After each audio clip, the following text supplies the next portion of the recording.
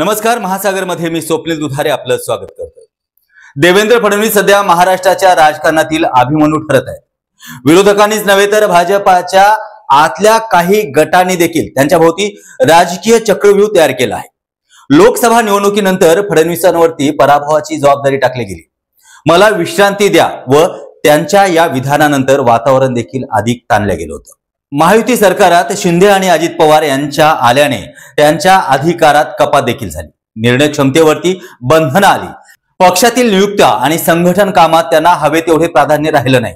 विरोधक सतत वैयक्तिक टीका करत राहिले तर माध्यमही त्यांच्या प्रभावावरती प्रश्नचिन्ह उभं करत होते। या सर्व परिस्थितीत फडणवीस एकटे पडले असले तरी देखील संघर्ष सोडला नाही।